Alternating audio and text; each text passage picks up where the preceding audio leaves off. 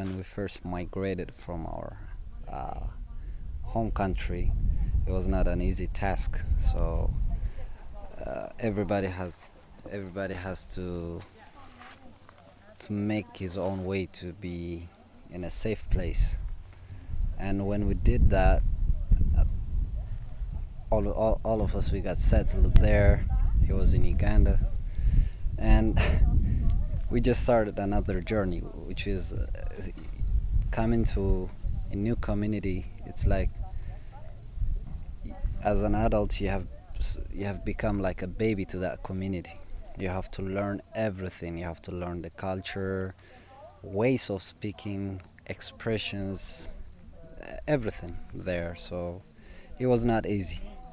And while we were learning that one, we knew that it's a temporary place for us because we were making another progress or another way to come to Canada. And it was a bit painful when it takes time. We've waited there for about 4 years, and it was like painful moments for us. So we finished that journey, we came here, and again we have to redo what we did in Uganda. We have to start everything again.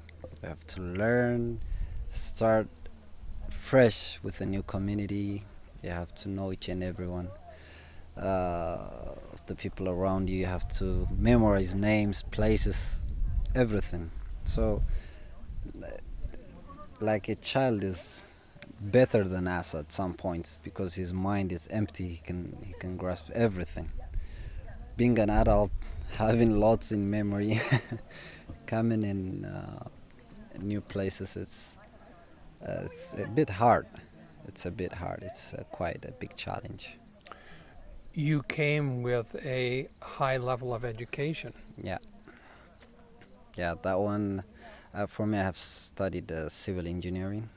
It's a 5-year study in a college. So having being a civil engineer, actually, it doesn't make any sense for someone who is trained for you. Doesn't know your education. He doesn't know you. He can't trust you that you're really educated, even if you won't show him that you have that knowledge. There's no platform for you. So it's a bit hard to a new community.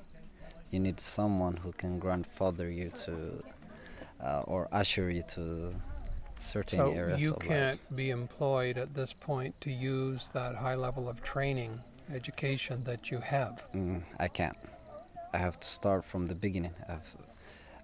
Either I have to redo my study, which is completely waste of time, or you have to start being as a laborer here. You have to start from the beginning, try to show what you have.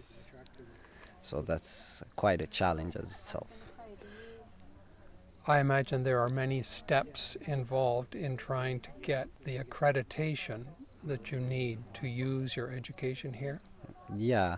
Well, here in Ontario, there is an association of professional engineers. So that association just allows engineers to be professionally accredited, to be uh, fully licensed to work as an engineer in Ontario. So to get that license, it's not an easy because it requires a 4-year Canadian experience. So to get that experience to be hired in certain places, it's not an easy task because they also need that one. They also need that license, that professional engineer license. So it's a kind of trap. You're, you're being trapped here with the You're in a system. bind. Yeah, Or, as is sometimes said, you're between a rock and a hard place. yeah, That's that- very frustrating, yeah. given how much time and all the effort it's taken to finally get here after Yeah, years. yeah. We still have hope for us. For us, we have seen the hands of God. The hand of God, it was visible for us. it was taking us, it was leading us, it was nurturing us, providing us everything. So we trust God for everything. We trust God, and we still believe God that He can do a supernatural thing in our lives. So we just pray, we just hope, and we believe that God is going to do something miraculous here. Even here in Canada, we say it's our new home because we don't have any other plans or any other uh, ways of being a refugee or to resettle to another country. So this is our permanent home, we say. So we still believe God. He will provide us with a job, with license, with everything. Yeah.